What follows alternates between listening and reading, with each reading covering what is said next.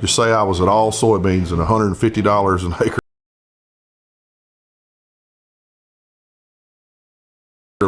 I'm paying an additional $450,000 instead of making anything.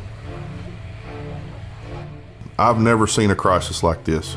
Without intervention, we're talking about generational loss of farmers. In the last year, farm bankruptcies here in Arkansas have nearly doubled. The story in the media is that's because of Trump's trade war with China. And now that China has agreed to a deal, the crisis will pass. But that story is wrong. The tariffs are a problem, but think of it as being in a coffin, and we're going to nail the lid shut. The tariffs are the final nail. This crisis was here before he did the tariff thing. This is a crisis that's been building for decades. Farmers here told us a bigger story. A handful of companies have built a global system in which they always win, and American farmers are lucky to break even, all supported by our tax dollars.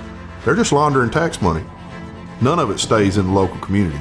And while our farmers are dependent on growing crops for countries like China, we import more of our food than ever. The bigger story is we're very vulnerable to the whims of other countries. With thousands of farmers on the brink, I want to know, how did this happen?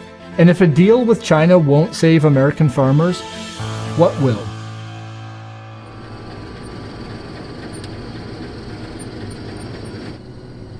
We watch the markets every morning at 5:45. I get up and listen to Standard Grain. And Joe says it's 5:45 in the morning and the markets are. Scott Brown is a row crop farmer who grows corn, rice, and soybeans. I want to know what the price of soybeans is, how much we've exported this week. The price of soybeans hit a high of $17 a bushel 3 years ago, but this year it's down to $10. That means many farmers will operate at a loss, but not just for soybeans. So for cotton, soy, corn, and rice, the average loss per acre is $150 to $350 per acre. Adam Chappell farms 2,400 acres about 2 hours from Scott. In September, Adam and Scott attended a meeting called for farmers to speak to their federal representatives. Hundreds of farmers from across the state came to voice their concerns about the current state of farming. It was a three-day notice on this meeting. We went from having 15 to 20 people to over 500. We were in the start of harvest. For 500 farmers to get off of combines and go stand in a meeting is a big deal. It was like a funeral in there. This is generations of farms teetering on the brink. I'm in the worst shape right now that I've ever been in. 5 of my customers have committed suicide. That's how serious that piece is. Without immediate government intervention, we're going to lose 30 to 40% of our farmers again this year. We lost 25 to 30% last year. Farm debt is expected to reach $560 billion this year, a new record high. Facing pressure from farm states, President Trump has promised a federal aid package for farmers. And we're going to take some of that tariff money that we made, we're going to give it to our farmers. Over the last 8 years, the federal government has sent farmers over $130 billion in emergency aid. But when you follow where that money actually goes, it reveals who's really profiting from this system and why more bailouts won't fix it. So when I get an aid package, okay, that money will never come to me. It comes straight through my hands into whoever I owe the money to. When federal money is sent to farmers who have debts, like Adam, Scott, and most small farmers, they quickly pass it on to the companies they borrowed from to buy the products they need to farm, like seed, fertilizer, and machinery. And the combined costs of those inputs have risen far faster than what farmers can sell their crops for on the market. Farmers pay 3 times higher on inputs than they did in the 1990s. What has gotten us to this point is the mergers and consolidations of ag input suppliers. In 2015, Monsanto and Bayer merged. They were competing against each other. And that was during Obama's administration. They didn't do a thing about that.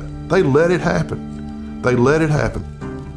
When I started farming, we had 5 or 6 Arkansas-based seed companies. Monsanto. There's none. There's none. They're all owned by Bayer or Pioneer. In the last 40 years, thousands of seed companies have merged into 3. 46 fertilizer firms have merged into 4. And just 2 farm machinery companies dominate the markets for tractors and combines. Just for easy numbers, say I'm going to make $500 an acre gross on an acre of whatever. Well, those companies know that, and they will price their stuff up to like $490. The lack of competition is the reason they can keep those prices inflated, and there's nothing we can do about it. That ability to raise prices is a big part of why, while farmers are just breaking even, major input companies maintain steadily high profit margins. I'm calling whatever the heck is happening in the world of agriculture a bull market of insane proportions. They're going to push us up to the brink, and then when they tip us over the edge, they're going to go to the taxpayer for the balance.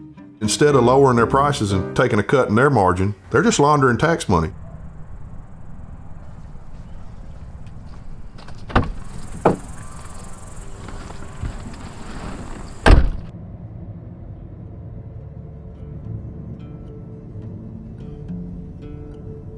This is it. That's the old elementary school. All the schools are closed now, but that's what's left of the elementary school. High school's completely gone. They demolished it. Had parts stores, restaurants, even just in my lifetime, we've lost a lot. This was a furniture store, bank. When I was a kid, cotton plant probably had 1,500 or 1,600 people in it. The difference is when I was a kid, there was probably 40 or 50 farmers around here. Well, now there's just like 4 or 5 of us left. And every time one of them goes out of business, that's less business for the parts store, that's less business for the restaurants. So every time consolidation happens, rural America dies a little bit more. Since 1997, the U.S. has lost over 300,000 farms and now has fewer farms than ever in its history. In a functioning market, farmers with high input costs could just raise their selling prices. But on the selling side, they're getting squeezed just as hard by their buyers, the companies that control the global grain trade.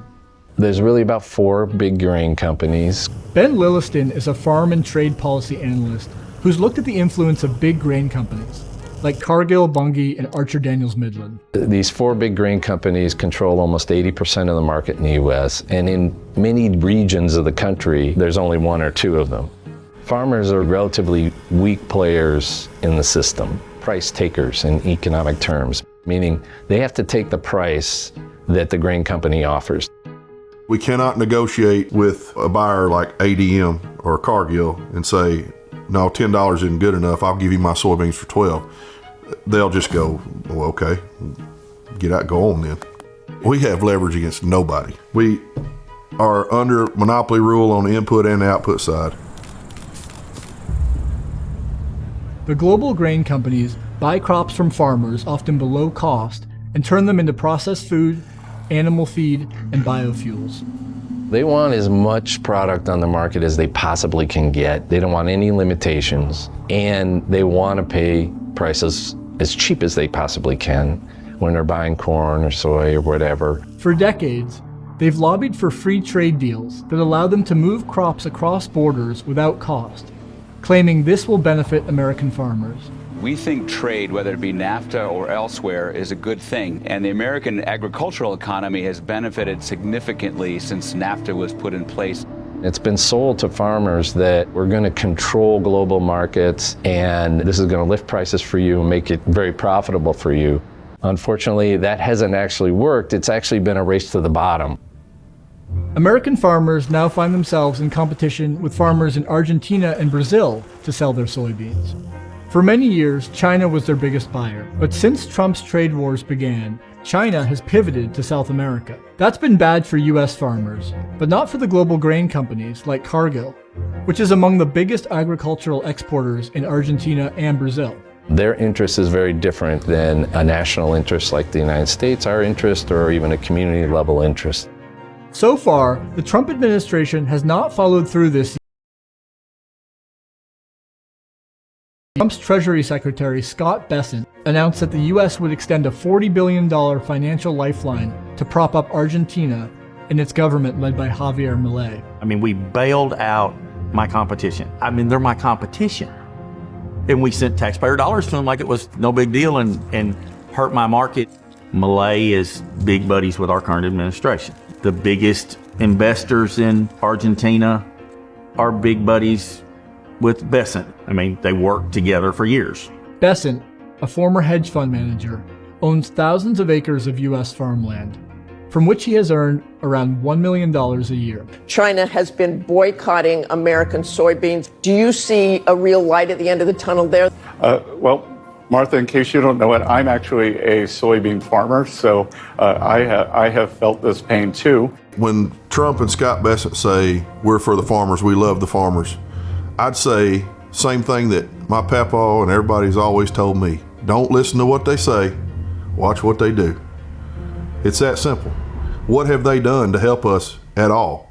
Trump's Justice and Agriculture departments recently announced a joint investigation into high input costs and the relationship to corporate consolidation of the farm economy. But it's just the latest in over a decade of similar federal investigations that have failed to stop mergers or break up existing monopolies. The first thing we need to address is no competition.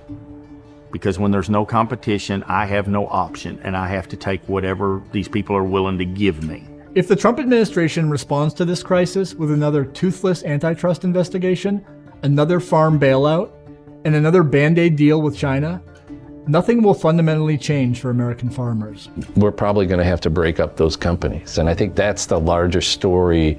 Is this really a resilient farm system? Or should we be thinking differently about maybe not overproducing so much for export and start to think about producing more food that Americans actually eat and diversifying what people produce? We used to have more of a supply management system, but we've gotten rid of that. Supply management is the name for policies that establish price floors for important crops so that farmers don't have to fear operating at a loss year after year. Give us a price floor, which makes us performance-based. So if you guarantee me $12.50 a bushel for my beans, it costs $11.50 to raise them. You've guaranteed me $1 a profit on the bushels, right? Then it's on me to go do the work. I go make the bushels so that I increase my profit. Would that not make more sense? Would that not kind of end the bailout program if you had a floor? But the big ag companies hate this. No, because they want us beholden to them. Cargill and ADM is forced to pay farmers fairly in the market versus taxpayers having to subsidize. One study found that a supply management system could have saved taxpayers nearly $100 billion in farm aid payments over 2 decades. Instead, that money largely flowed through farmers to some of the world's largest corporations. We need to think about what's best for farmers, what's best for rural communities, the workers in the system, and consumers. And right now we have a system that's what's best for global grain companies, global meat companies, and the input suppliers.